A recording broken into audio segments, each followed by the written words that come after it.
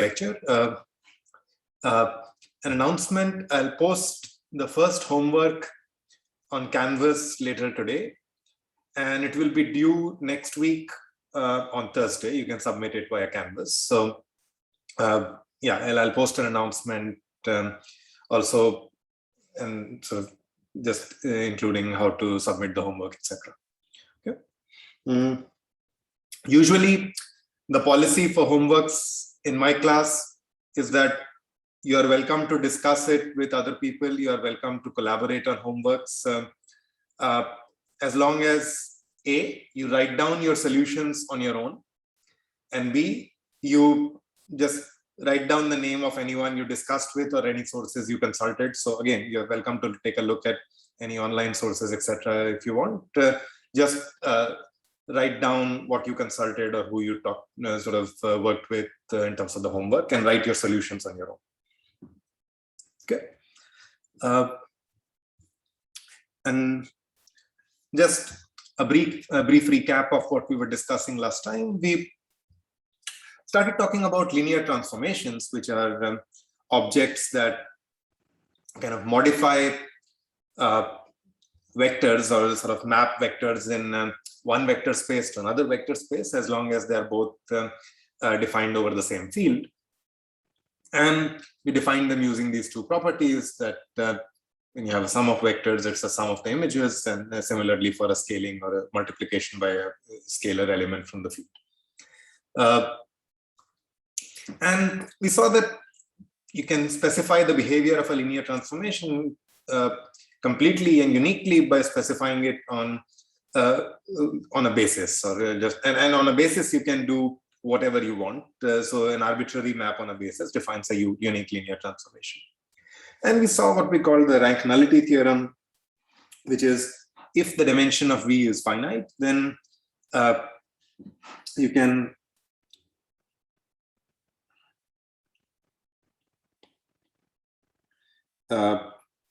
look at the dimension of the image and the dimension of the kernel, which are respectively called rank and nullity. The kernel, by the way, is also sometimes called the null space of V. So these are just different names you may find in the literature.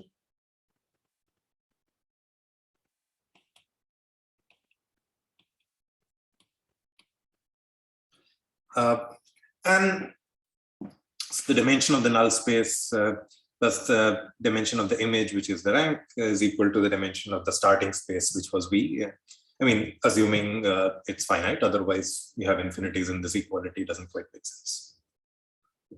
Okay, and we saw a few examples of linear transformations of, and I also kind of last time said that a lot of error correcting codes are actually defined as kernels of interesting linear transformations. And then we saw one sort of toy example, which was the Hamming code.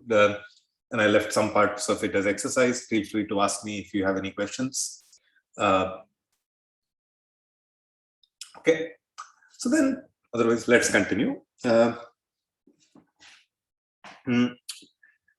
so today we'll continue the study of linear transformation, and in particular define some vectors on which and on which the action of the linear transformation is particularly nice or is simple to study. And then we'll see that although it seems like a very specialized definition, it actually happens in a lot of cases, and then a lot of linear transformations can be studied more conveniently this way. Okay, so first, what we are discussing here is only applying to linear transformations which map a vector space to itself, so V to V rather than V to W. Okay. And sometimes such linear transformations are called as operators, which map a vector space to itself. And for operators, we can define a notion of an eigenvalue and an eigenvector, and then sort of these are both interesting. So we'll say lambda is an eigenvalue if there is some vector non-zero, such that the action of the linear transformation on this vector v is just scaling by lambda. So it just multiplies it by the scalar lambda. Okay. Note that non-zero is important because otherwise for 0, you can write this with any lambda and it will be true because the phi of 0 will be 0. On the right hand side, you will have lambda times 0, which will be 0. It doesn't matter what lambda is. So kind of when the vector v is 0, you will get this sort of a trivial conclusion. Okay. So it's important that the vector v is non-zero. And this vector v is called an eigenvector.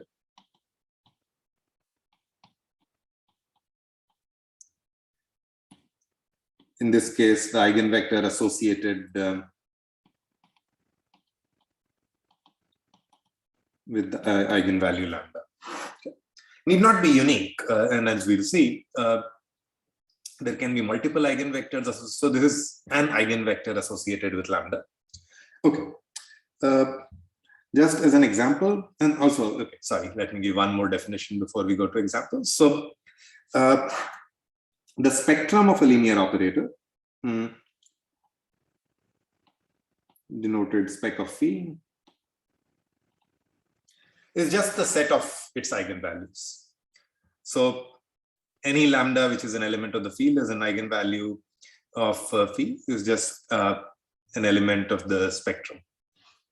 Okay.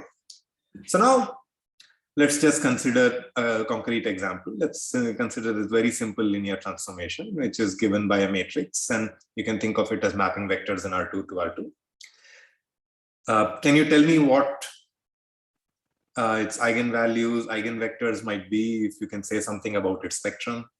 Just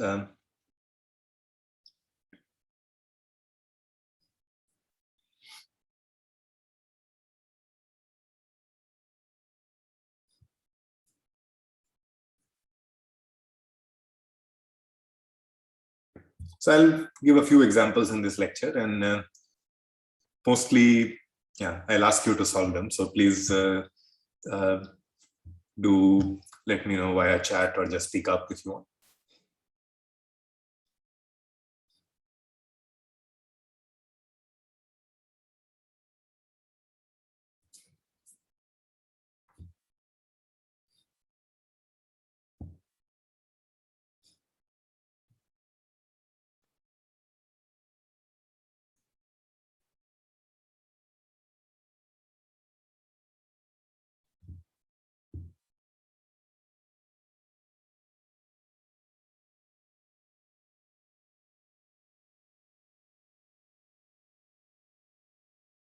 No?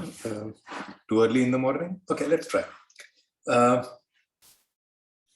So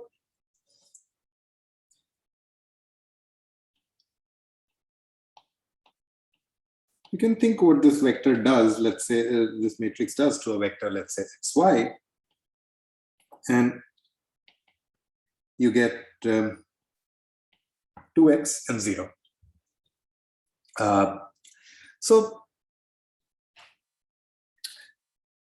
in particular, if you have anything which you hope is an eigenvector that you're just sort of multiplying it by a scalar, then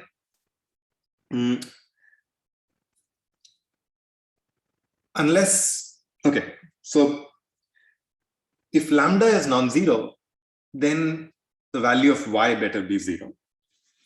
So in particular, we can see that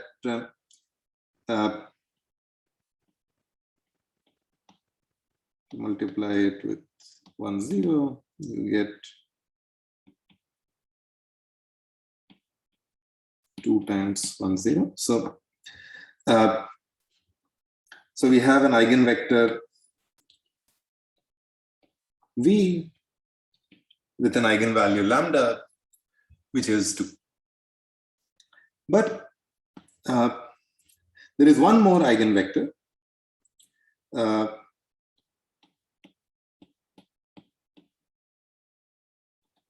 And this gives us,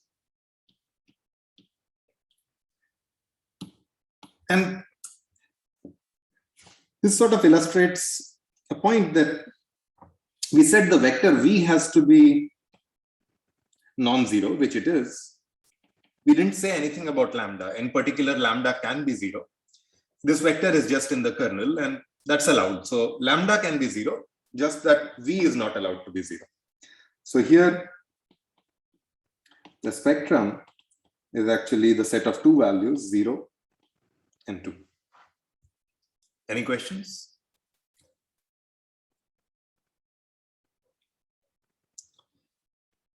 So, and in fact, this linear transformation is quite nice, that in the sense that actually if you look at the two eigenvectors, they are linearly independent, and they in fact form a basis for R2. So, and these are kind of fairly convenient kind of linear transformations, and we'll see this in more generality. But this is just one example to get us warmed up a little bit. Okay, any questions before we proceed? Okay, now this one I'll ask you to solve. So again, we can think of a matrix as defining a linear transformation. Again, let's say mapping vectors in R2 to R2. And this time I'm just thinking of this matrix 1, -1, 1, 1. Okay. Any guesses, any suggestions on what the eigenvectors or eigenvalues might be?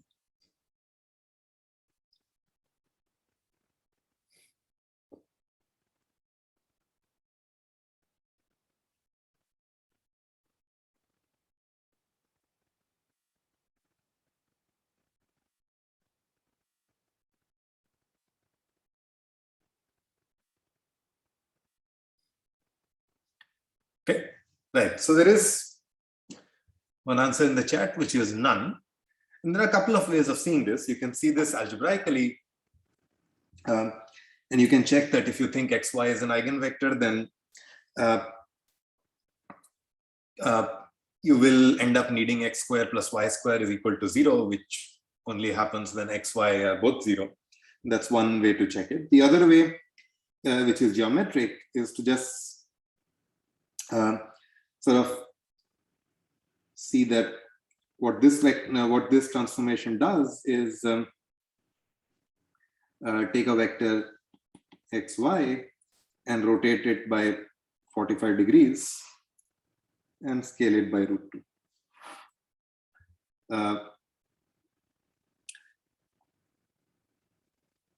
And in general, if you think of a matrix which is cosine theta, sine theta, sine theta, cosine theta, this will rotate a vector by a sort of an angle theta. Here I just plugged in theta equals 45 degrees and multiplied the whole thing by √2. And just geometrically, this kind of transformation cannot have eigenvectors. Although another important point to notice here is that it depends it depends on what is the vector space we are thinking about when we think of this linear transformation. So I could have thought of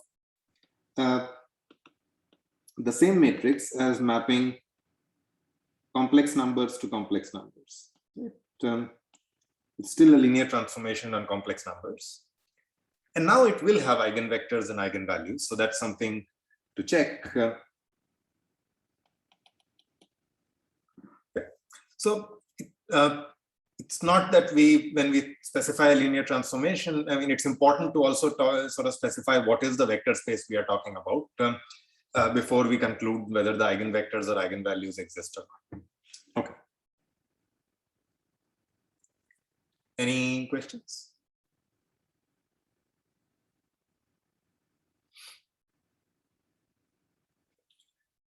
Okay, now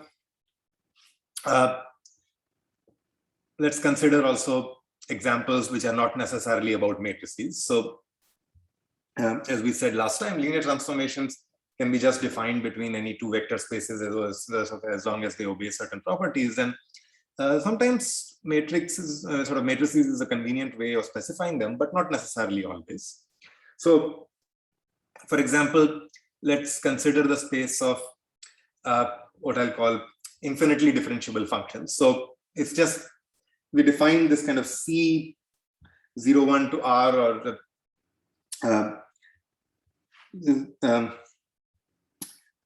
Cx sort of with some domain X and some range Y to be the space of continuous functions. And usually you can modify it with an exponent to denote how many derivatives of these functions exist. So right now I'm just saying that we are going to look at functions which we always can differentiate, and we'll not worry about whether the derivative exists or not. And you can think of polynomials if you want. You can always differentiate a polynomial.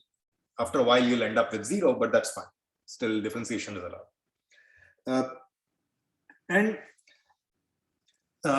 So on the space of these functions, I claim the derivative, or the differentiation operator defines a linear transformation. So just from what we know about derivatives,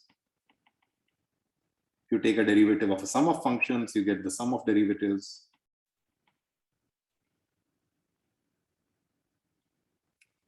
And similarly for scaling by a constant. Okay. Any guesses on what the eigenvectors might be for such an operator, eigenvectors or eigenvalues?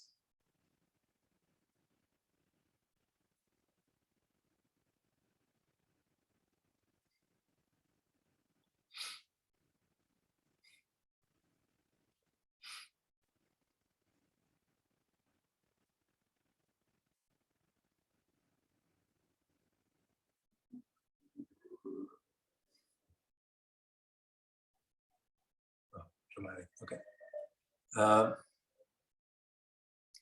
Okay, great. There is a suggestion in the chat. So if you think of a function f of x equals, let's say, e to the a times x, then the derivative is a times e to the a times x. So it's a scalar multiple of the same function. In fact, you can take a to be any real number. And so the spectrum is actually equal to the set of real numbers. And so there are lots and lots of eigenvalues and associated eigenvectors. Note that whenever, so this function is never the zero function. Okay. So it's a non-zero function on which the action is simply a scaling. All right. The next one I'll give you as an exercise. So maybe try out. So we talked about this kind of left shift operator, which so last time I wrote it in a slightly different notation. I thought of this as the set of functions.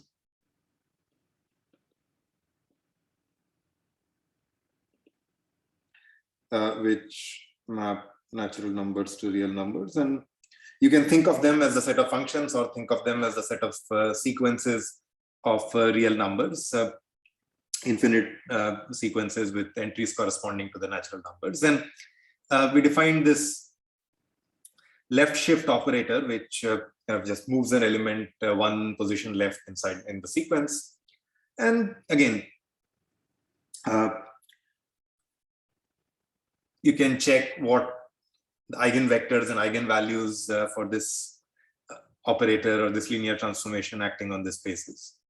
And yeah, I mean, we'll come back to this a few times, but we talked of this operator on the Fibonacci space. You can think of it as which are sort of sequences special, sort of satisfying certain special conditions, but you can also think of it as an operator generally on the space of sequences.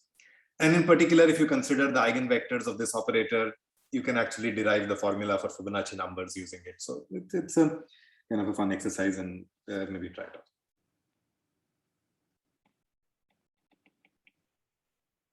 Okay, any questions before we proceed?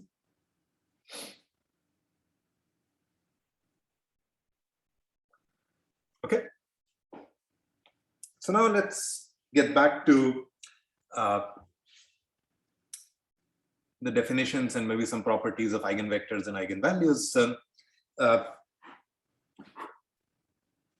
And one useful property, which is also, yeah, okay, we'll get to it, but is that if you look at the space U lambda, for any lambda, not necessarily an eigenvalue lambda, so this space I'm defining for any lambda, which is a scalar field element, which is a set of all vectors. And again, I'm not restricting to non-zero vectors, but all vectors. And sort of including the zero vector, anything is allowed, as long as the action is just scaling by lambda. Okay, so I claim that this set is a subspace of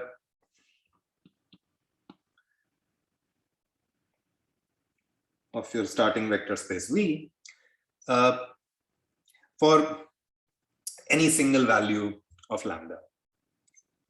And again, to check that something is a subspace, we have to check that it's a vector space under the operations that we have defined on V.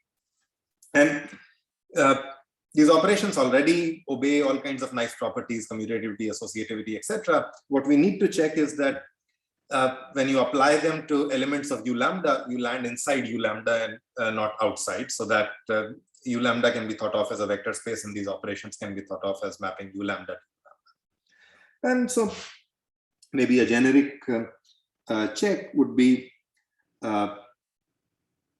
that if you have, let's say, V1 in U lambda and V2 in U lambda, then V1 plus V2 is in U lambda and some scaling is in U lambda. So more generically, you can check that any linear combination is in U lambda. And whether something is in U lambda or not is defined by what happens when you apply phi to it. So you can do that. And now using properties of the linear transformation, we can write it in terms of its action individually on these vectors V1 and V2. Since the action on these individual vectors V1 and V2 we already know is just a scaling by lambda.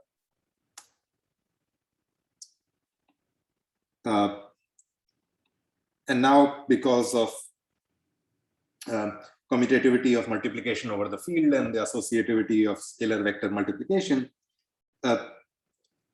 and I guess also distributivity, so I'm using a bunch of properties together.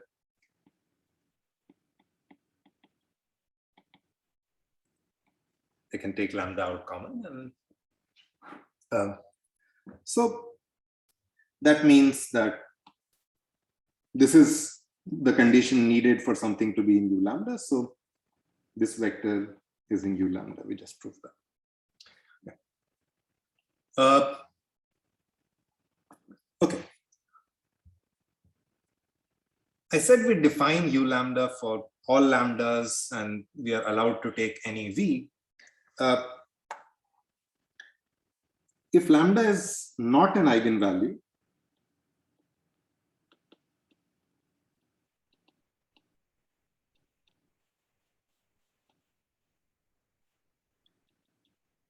then what does U lambda look like?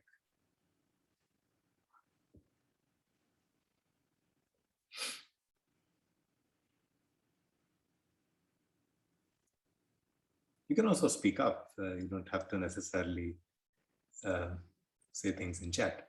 So, okay. Rotation. Well, so a rotation was a very specific linear transformation which did not have any eigenvalues. But I'm not saying, I'm not asking about a transformation, but I'm asking about a subspace. So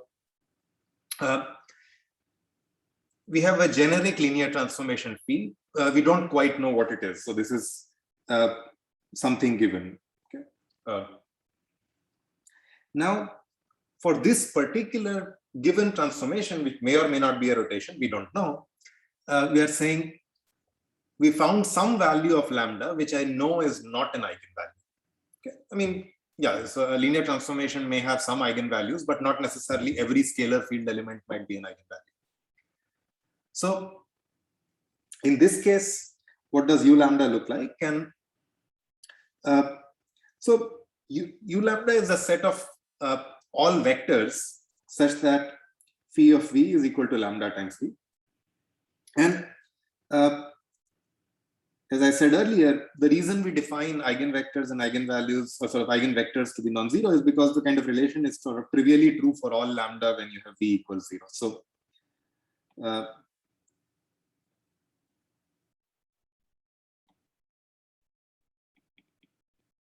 this is always true.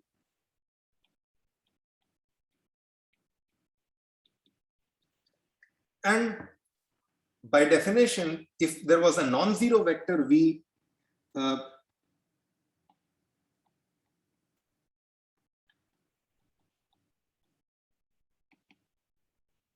then we have that lambda is an eigenvalue.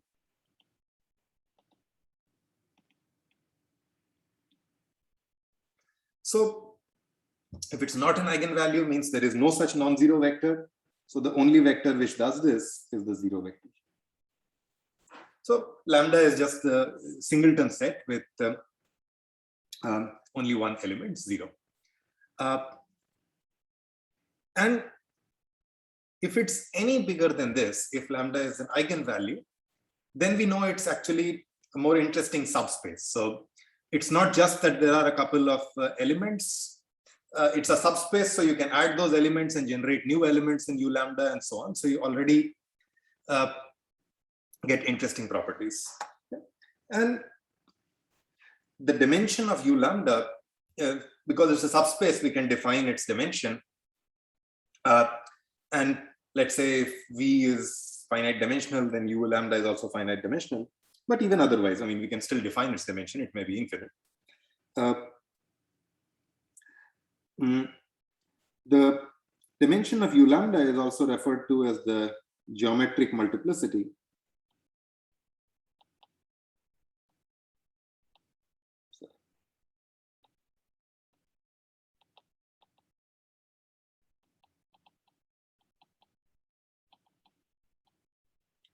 Of this eigenvalue lambda.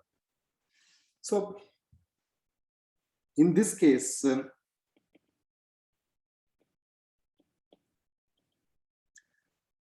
this subspace is of dimension 0. It only contains a 0 element. Dimension is the size of the basis. Even if you have one basis element, you will have some non-zero element, because basis elements are linearly independent. They cannot be 0. So the dimension will be actually 0, or the geometric multiplicity. But this is a notion which also captures, in some sense, how many interesting eigenvectors are there with eigenvalue lambda. Okay. And yeah, we'll come back to this notion. Any questions before we proceed?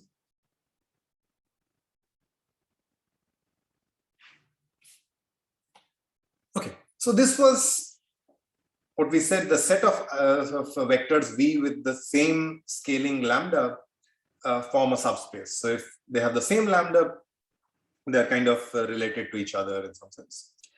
There is a converse also, which is that if you have eigenvectors, so in particular non-zero vectors, which are associated with different eigenvalues, let's say lambda 1 to lambda k, which are now distinct, then they are linearly independent. They together form a linearly independent set. There are no redundancies. You cannot take a linear combination and make 0, etc.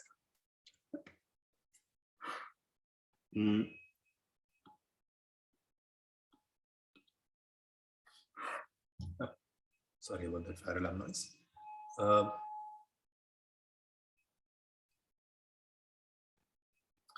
Any guesses on how to prove it?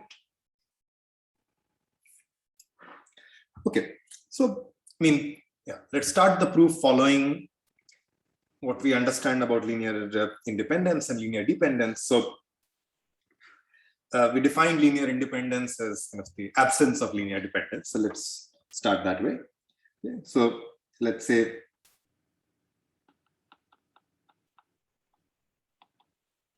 suppose not. So then there exists C1 till Ck.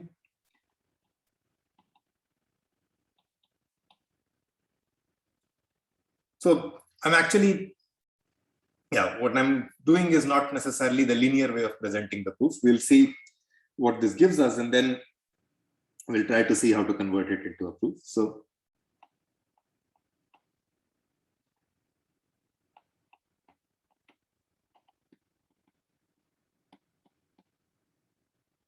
suppose not. So suppose they're linear dependent.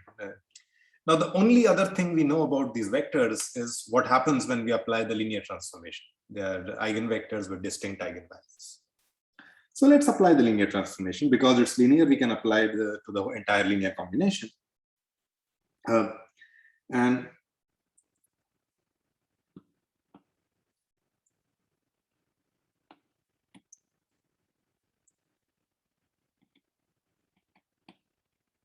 you apply the linear transformation to 0, you get 0. But what you get on the left-hand side is interesting. So again, by linearity, we can open it up and we can apply it to V1. We get lambda 1 times V1. Similarly, when we apply it to lambda Vk, we get lambda k times Vk.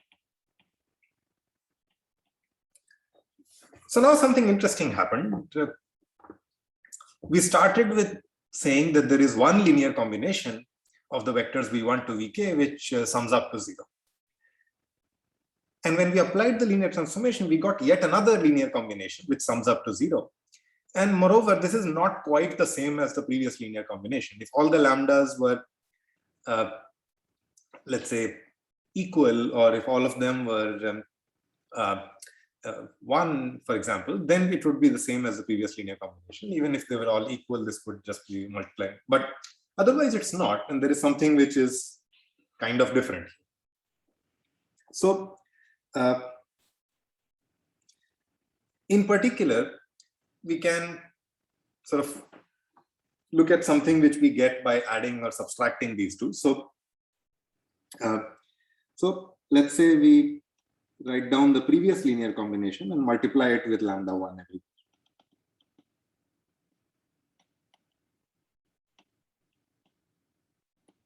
Okay. It's just lambda 1 times C1 V1. Okay. And now, if we subtract the two, we get a smaller linear combination.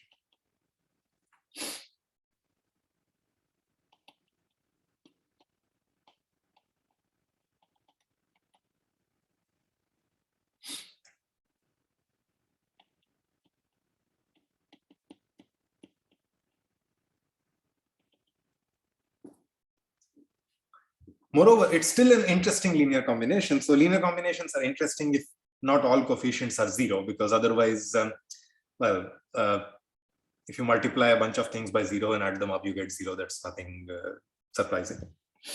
Okay. And because these eigenvalues are distinct, the way we modified the coefficients was by multiplying them with some non-zero element. When we multiply a sort of something non-zero with something non-zero, we still get something non-zero because of the properties of a field. So you still get a combination with a non-zero element, but maybe one less term. So it's just a combination of, sorry, this should have been V2. So starting with a combination of these k vectors, we deduced a combination of k minus 1 vectors, which is still linearly dependent. So this is something which I claim is somewhere in the middle of the proof. Can you tell me how we can convert this into a proof?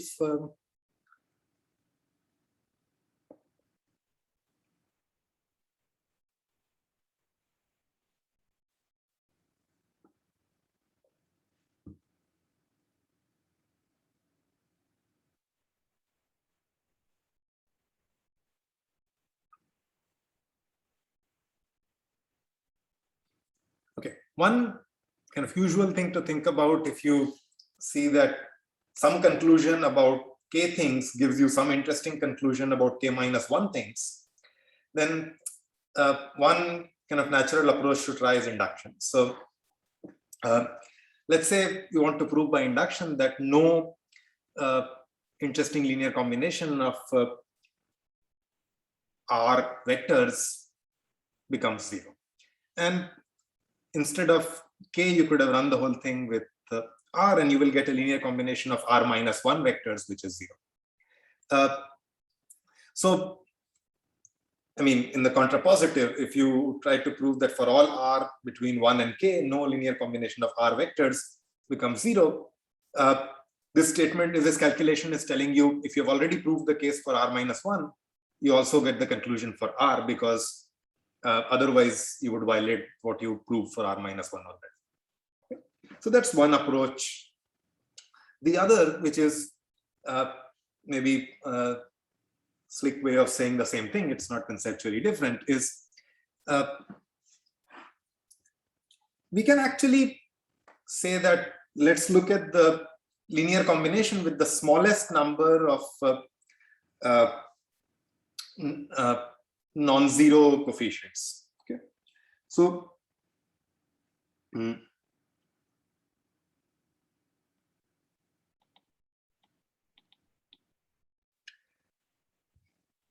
so we can say that, okay, there are a bunch of linear combinations, possibly many, which yield 0 when I take the linear combination.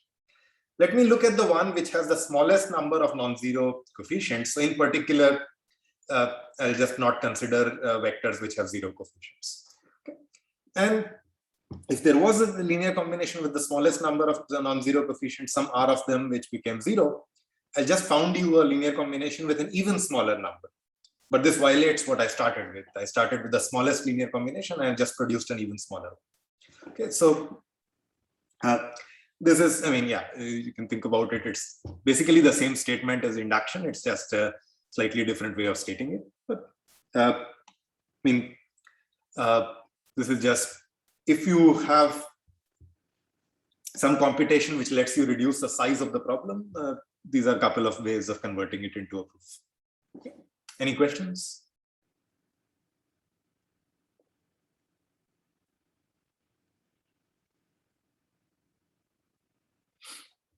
Okay, so we saw a couple of things. If you have vectors with scale by the same lambda, they're nice. They all form a subspace. They kind of fit together.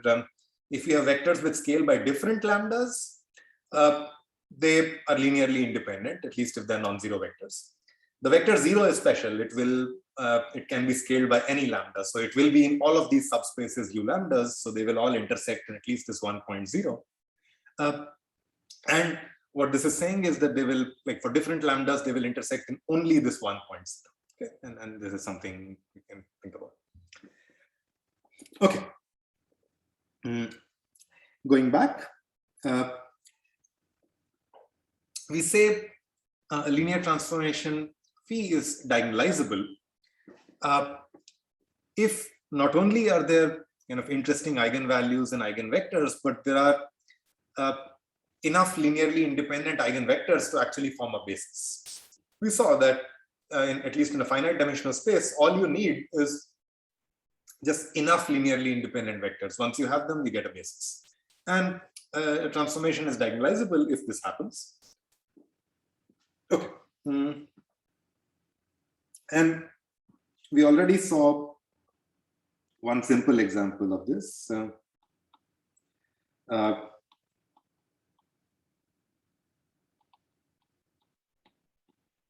Which has two eigenvectors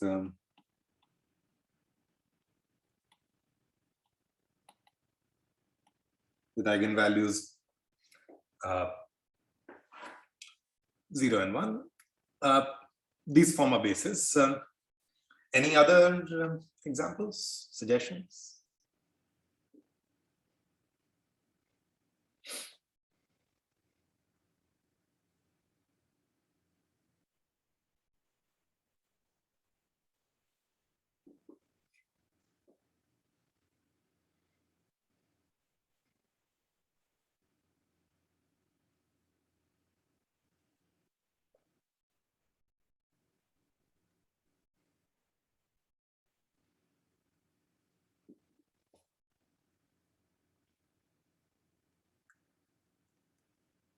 I mean, okay, yeah, this is something where you can construct lots of different examples based on what properties you want to look at. But what we saw so far is if you have any linear transformation on a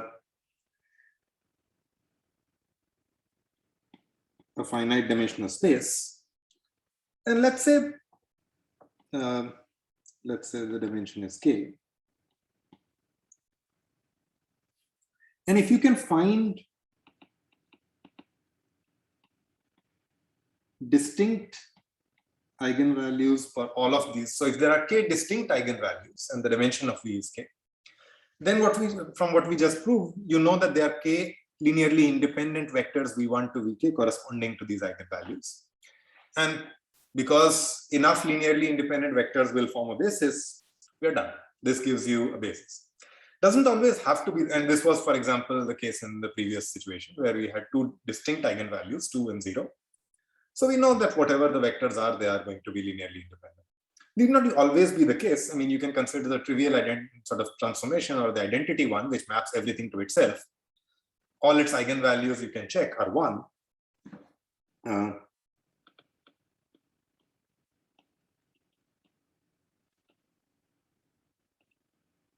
So it just doesn't do anything.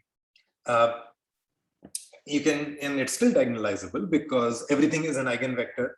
And so in particular, you can pick any basis for the space V and it gives you an eigenbasis. You can think about various examples and then check. One example which I would suggest trying is, again, look at the Fibonacci space, which was the space of sequences of real numbers with some sort of linear relations between them.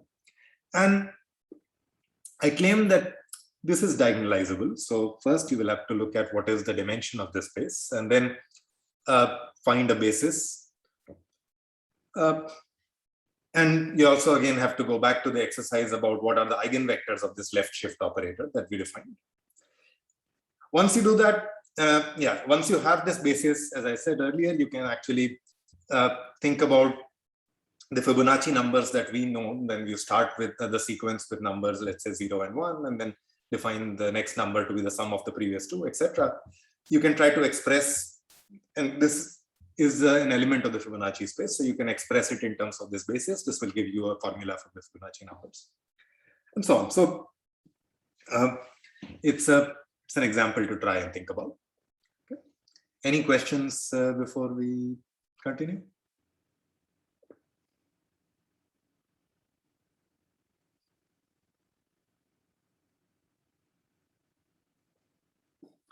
Okay. All right. So before starting the next topic, let's take a 2-minute break and then, or 2-3 minute break, and then we can continue. So yeah. Okay, we can resume again. So the next topic I want to talk about is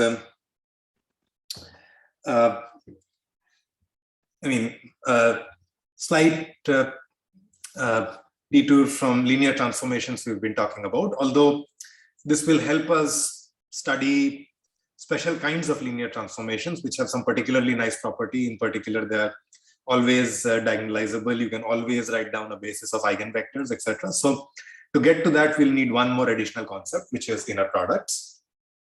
And these will also remember when we talked about generic vector spaces, we said that we can't really write down infinite summations because we don't quite have notions of distance, convergence, etc. And this notion of inner products will let us define at least one such notion of distance and let us talk about the infinite sums of vectors and converging sequences or converging series, etc. For this part, we'll think of a vector space over the field either of real numbers or complex numbers. So for this part, all vector spaces we will discuss will be vector spaces either over reals or complex numbers, because some of these properties don't make sense over general fields. They can be defined over interesting subfields of real numbers or complex numbers, so-called Euclidean subfields, but we'll not worry about them. We'll just worry about either real numbers or complex numbers for the rest of this discussion today. Okay. And an inner product is a function which takes two vectors and gives you a number. Okay. So it gives you a number or a scalar element from the field, which again is a real or a complex number, depending on what field we are talking about. And we'll define it to have a couple of properties. One, so it takes two inputs. If you fix one of them, now it's a function of one input, which takes a vector, gives a scalar, that gives a field element.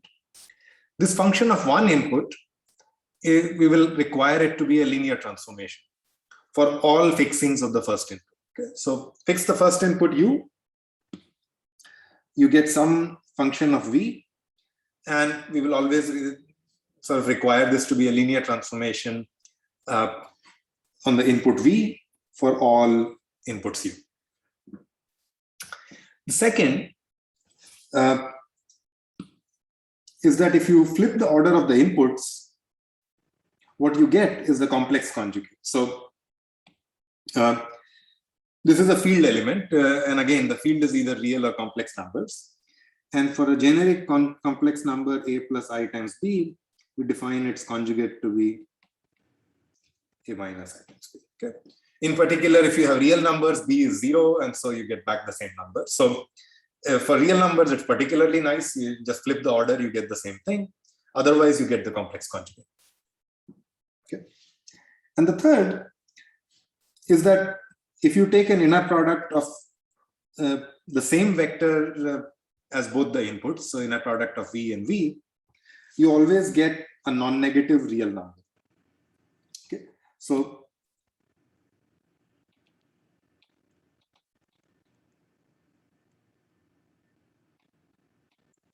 even if the field is complex numbers, whatever, this is always going to give you a real number.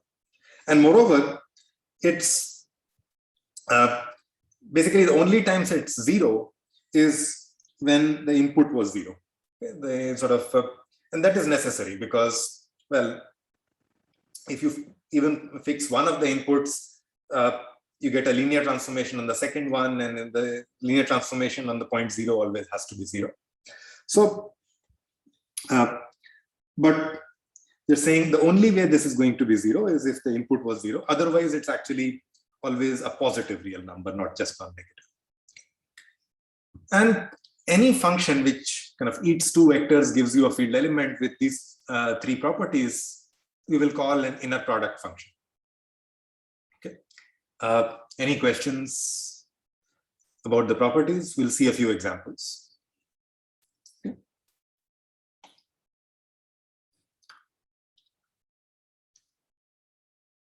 All right, the first example is something we are all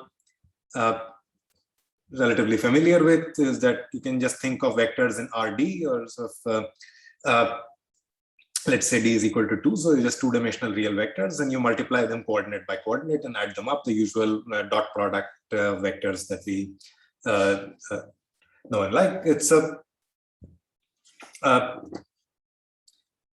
if you fix x, this is linear in the entries of y. If x is equal to y, you get sort of x1 square plus x2 square, which is only 0, which is positive if x is non-zero, and otherwise it's 0. Okay, good. So there is a question that we have anti-linearity in the first argument. So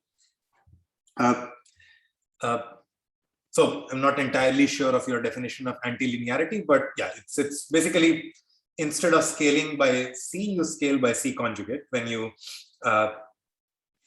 what I call conjugate linear or anti-linear, I guess. It's a, so yeah, there's something which we can check, but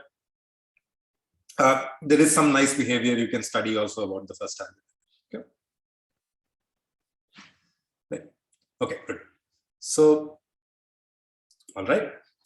Now let's get back to examples. So for complex numbers, I mean, again, you've probably seen this definition, but can anyone say how to define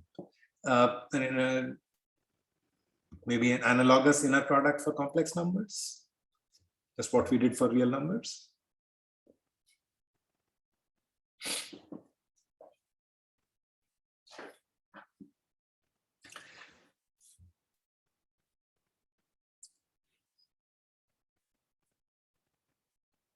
So we can try to maybe just define what we did earlier, which is, I mean, it still makes sense to write down this expression.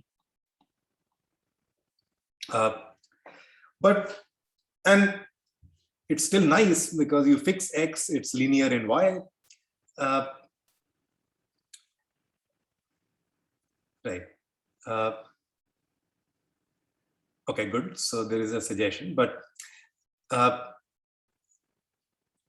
right. So another suggestion from chat is x1 minus x1 y1 minus x2 y2. Okay, so all of these kind of are nice in the sense that they are all linear in y. But the problem, and then as you can see why this kind of complex conjugate, etc., comes up. I mean, so the second property is sort of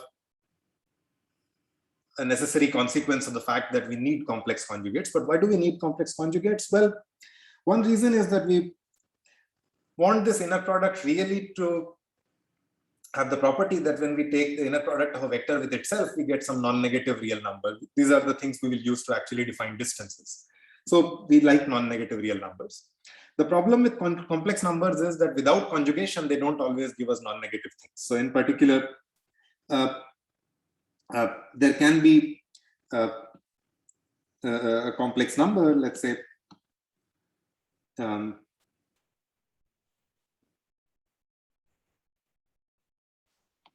the root of unity in 1 and the root of unity in 1, in which you will get 0.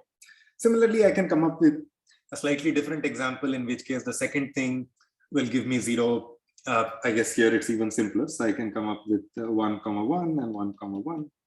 And the inner product will be 0. And we don't quite want this, which is why we use complex conjugates. So one inner product which does work is, see, write what we had before and take complex conjugates of x1 and x2. You could have done this to x1, or you could have done this to the x part or the y part. It's a bit of an arbitrary choice. It goes back to the definition. Here we wanted the function to be linear in the second argument when we fix the first argument. So if we want it to be linear in y, we don't want to conjugate the entries of y. But we could have equivalently defined these inner products to be linear in the first argument, etc.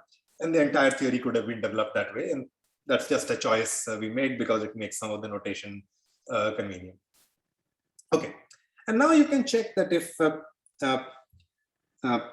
if you have the same vector plugged in twice, you get x1 conjugate times x1 plus x2 conjugate times x2. And x1 conjugate times x1 is modulus of x1 squared. Modulus of x1 squared is just a squared plus b squared for a complex number. Similarly for x2, and so you get something which is a non-negative real number and is only 0 when you have the 0 vector. Okay, so this is something which gives us this kind of nice non-negative real property. The price we pay is that we have to kind of have conjugation, and the way we live with it is by saying that, okay, it's linear in one of the arguments, and when you flip the order, you get the conjugate, and this kind of gives us a nice enough property in the other argument also. So we can kind of live with that. But yeah, I just wanted to illustrate that mean, these properties are nothing which we kind of just cooked up out of the blue. They're just basically trying to ensure this kind of non-negative real property, which will be used for defining distances. And that's roughly why we define it this way. Another thing to notice is that there's nothing special about this particular kind of dot product, and there can be many other ways of defining inner products which will give us these properties. So in particular, here is an example, again, let's say for real numbers, so you don't have to worry about conjugation, which I cooked up. It's linear, and when you flip the order of the argument, actually you get back the same thing because it's just symmetric in x and y. So nothing really interesting happens there. The only thing, and here I'm using x to represent the vector x1, x2, and y to represent vector y1, y2, just as a shorthand. The only thing to notice is what happens when you plug in the same thing twice. And here, well,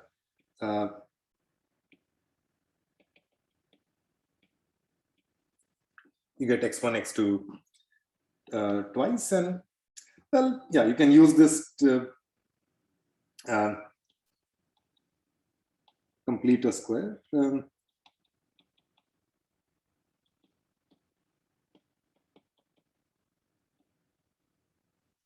So in particular, unless x1 and x2 are both 0, you will not get 0, and this is always a non-negative real number.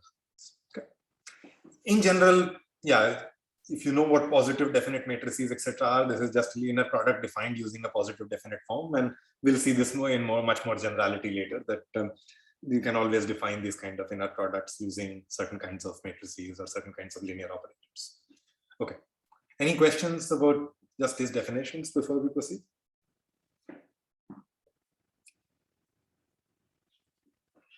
Also, yeah, there is nothing special about vectors and matrices. You can define these inner products in much more general vector spaces.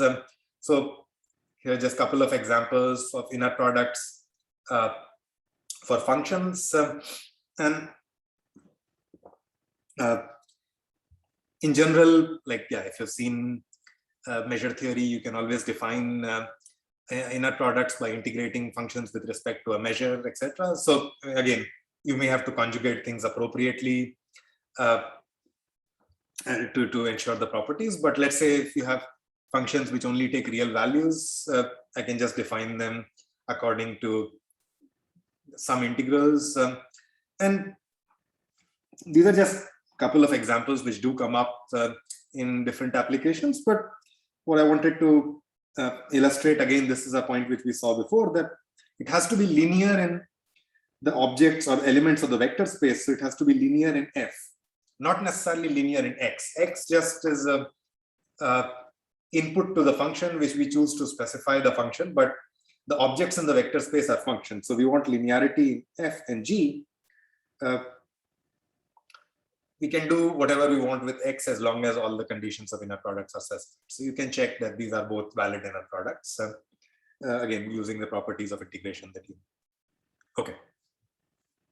One other example, again, so we keep going back to the Fibonacci space, but there are some fun examples you can define. So I can define an inner product now, again, using, thinking of two sequences now as functions, f of n and g of n. And now I'll kind of weight the product of f of n and g of n by some constant c raised to the power n. So it will be some sort of decaying summation or summation with different sort of weights. You can check that as long as this sort of weights decay sufficiently fast, this defines an inner product. And if they don't, you can try to see what happens. I mean, like what goes wrong if I try to define it with c equals 1. Okay, so this is just another exercise. Sorry. Quick question. Okay, so what is so interesting about Fibonacci that c less than equal to 4 doesn't work? Well, okay, to be fair, it's not correct that c less than equal to 4 doesn't work.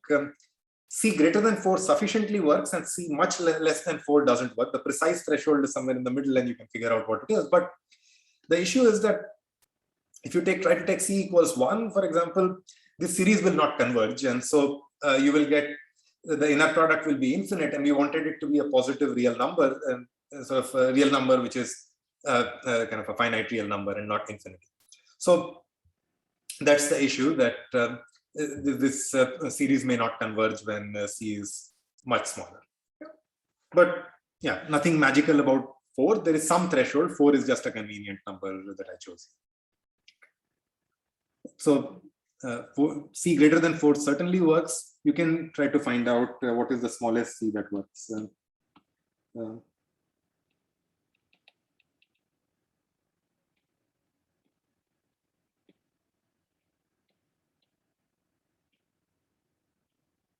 And this goes back to the questions we had about defining the right basis, etc., for Fibonacci or the left shift operator, or etc. So you can think about all of this.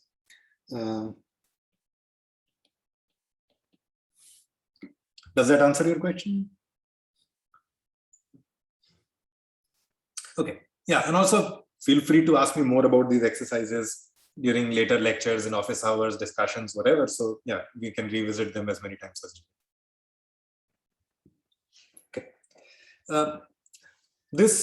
Okay, yeah, so you were all ahead of me, and this was already observed that there is also a nice behavior in the second argument, and sorry, in the first argument, that if you fix V and then look at the behavior in terms of U, you still have this property that it, when you add U1 plus U2, you can take the inner product with respect to U1 or U2 and then just add up the values of the inner products. And what happens when you scale U by some field element C, you get the conjugate of C, which again, if C was real, then it's C itself. But if it's a complex number, it's slightly more interesting. Okay. Using these, let me actually just, before we go there, let me sort of say one piece of notation. So inner products are usually denoted by these kind of angular brackets. And this notation is sort of a little problematic at times because it doesn't tell you what is this function mu, right? It's just saying the arguments are U and V. So there can be sort of situations when we have many different kinds of inner products, and we are choosing a specific mu, and sometimes you sort of write mu as a subscript to denote this sort of explicit computation, mu of U comma V. What you will see much more often is just that this mu is omitted.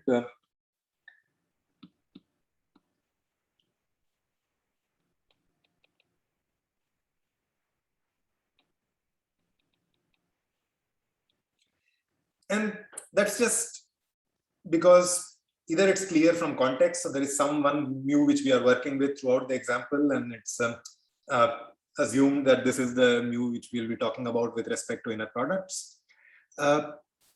Or it's arbitrary, so you don't really care about what it is, and whatever we are stating works for all inner products. And again, this notation is convenient to work with in terms of other things which are called outer products and so on. So this is the common notation for inner product. Mu is usually suppressed, but yeah, if it's unclear, ask me. But when you, for example, look at a textbook, you will usually see the inner product without specifying the mu explicitly. All right. Now, a very useful inequality for inner products, which is usually called the Koshi-Schwarz inequality. And you can use a sort of one of the textbooks I suggested by Golan of linear algebra every first-year graduate student should know, or something like that. Sort of argues that it should be called the Koshi-Schwarz-Bunyakovsky inequality because Minkowski was so the Koshi had some basic version of this inequality, which worked for sort of finite dimensional vectors, etc. And Schwarz generalized it to integrals, but this generalization was also done by Minkowski, who was a student of Koshi much earlier, but it was published in a journal where it wasn't discovered until much later. So then inequality got named in terms of Koshi-Schwarz, but so we'll try to give credit and use this name, Koshi-Schwarz-Minkowski, or the CSB inequality as I referred to. All right, and yeah, you can read more about the history in the textbook. It's kind of fun. And it also has in general sort of some fun historical references for various things you might have encountered. Okay, the inequality is that you can always upper bound the inner product, or so the inner product itself might be a complex number, and sort of we can't really upper bound complex numbers. You can't compare them. So what we study is the modulus of this complex number squared, let's say. So this inner product may be a complex number. So we sort of look at its modulus and square it for convenience and then study it. It's upper bounded by the inner product of u with itself and v with itself. And again, these are real numbers, non-negative real numbers, so we don't need to worry about moduli, etc. We can always write this. Another piece of notation, this is defined to be equal to the norm of u squared, or sort of, but this norm is a notation I'm defining this way, that the norm of u squared is equal to inner product of u with itself. You can see that if you consider the usual inner product on Rd, and if u and v are vectors, then the length of u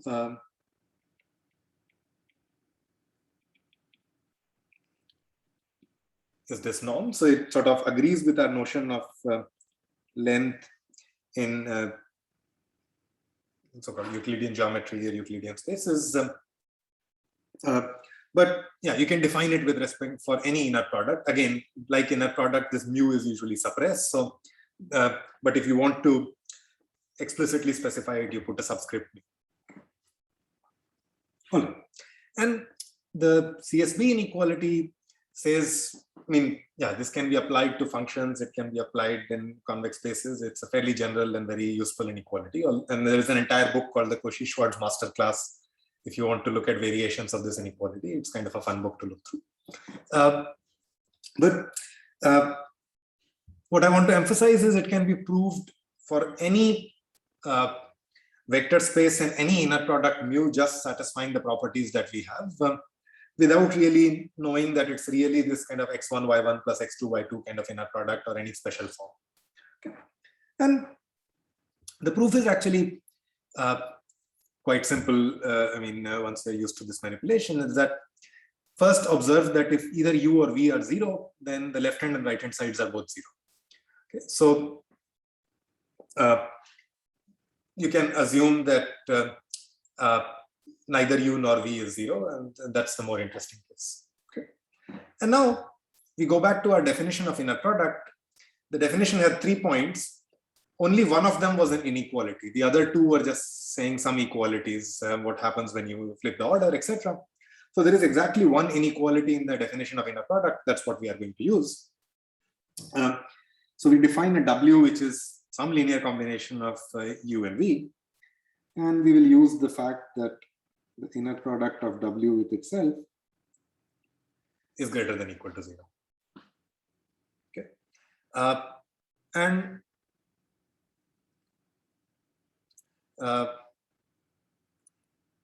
this sort of we can open up using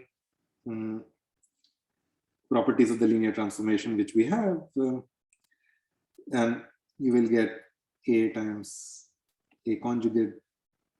Okay, let's do it more slowly.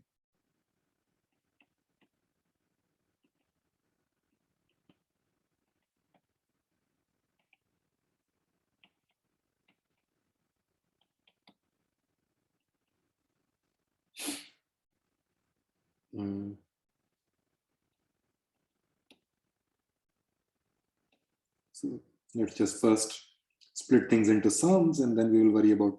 So when you take summations, you can sort of split up both the first input and the second input without worrying about conjugates. It's just when we look at scaling that we'll have to think about this.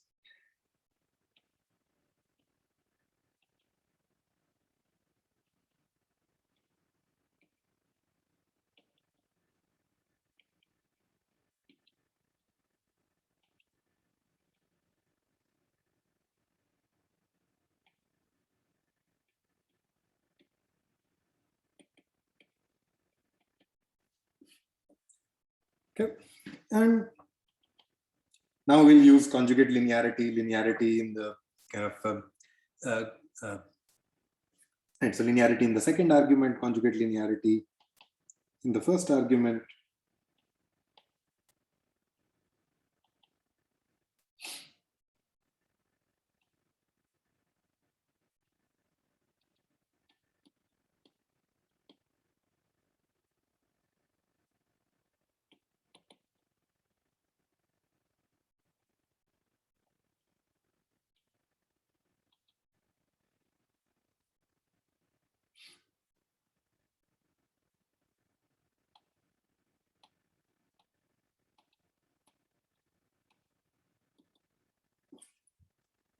These are just expanded using properties of the inner product. And we have an inequality in the quantities we want to study. We may need to just now choose the value of A and B. And I claim that if you choose, let's say, A as the inner product of B with itself, B as the negative of, and this is something which requires a bit of trial and error, but I think these values work. So once you plug them in, just kind of these linear inequalities, once you manipulate it, will give you the desired conclusion. Okay. So it's just using the fact that the inner product of a vector with itself is non-negative, the non-negative real. Any questions?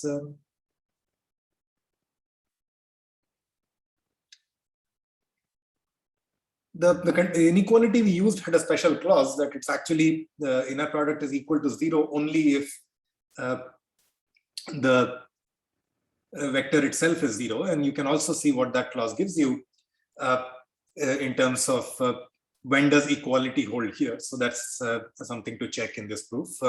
When does equality hold?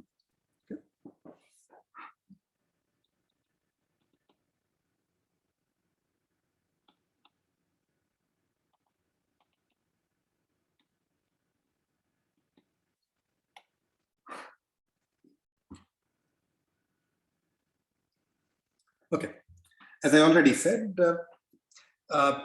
this square root of the inner product of vector with itself can define what is called a norm and can be used to define distances. It has some nice properties that if you scale this vector by some real number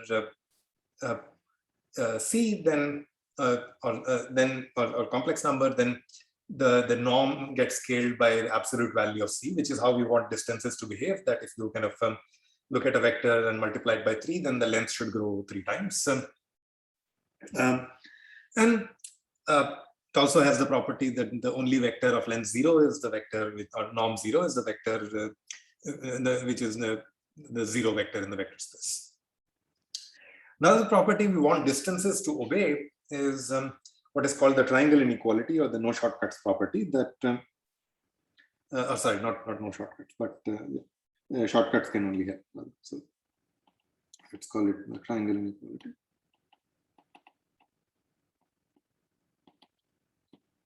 Which is just saying that if you want to go from U to W, or if you want to look at the distance between U to W, then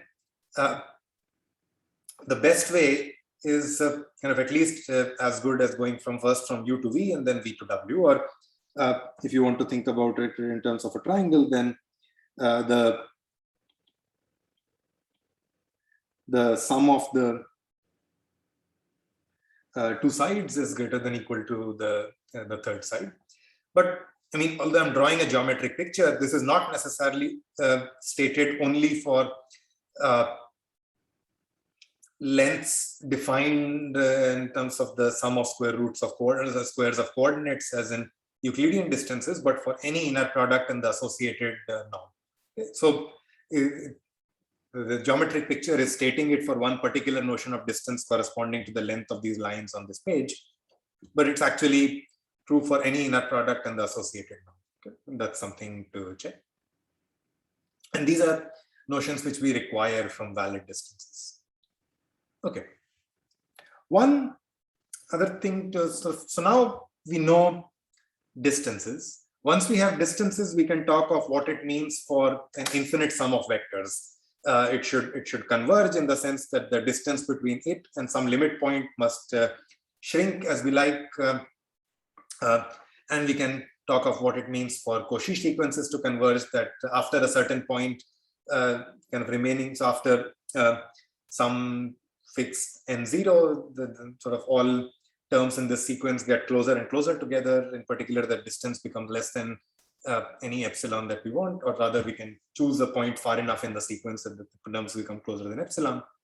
So these are definitions which you may have studied. I mean, we'll not necessarily use them a lot, but I just want to emphasize that we can now define what it means for infinite summations and convergence and limits, etc. One issue to keep in mind is that even if limits exist, they may not always be inside this vector space. So, so for example, let's think of functions which are continuous functions. So they are in the space of continuous functions from -1 to 1 to R. And you can just think of them as these sort of step functions where in an interval between -1 over n and 1 over n, they go from the value -1 to the value 1. And you can think about what happens as you increase n or shrink the size of the step. The limit will be the discontinuous function, which just kind of jumps from -1 to 1. In particular, it will be outside this vector space. So the limit is not inside the vector space if you think of these kind of continuous functions. Okay.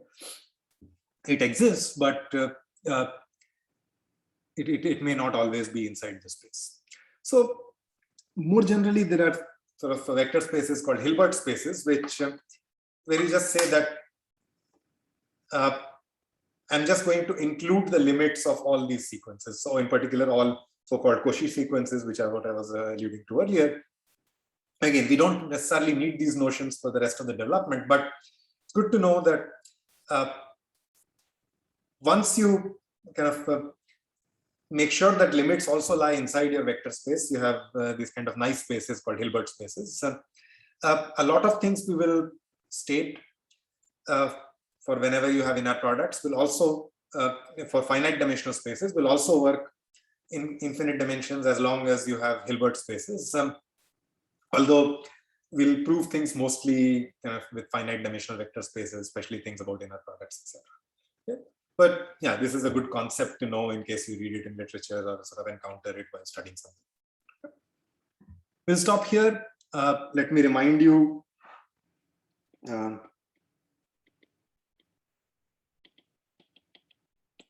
Homework 1 will be posted today.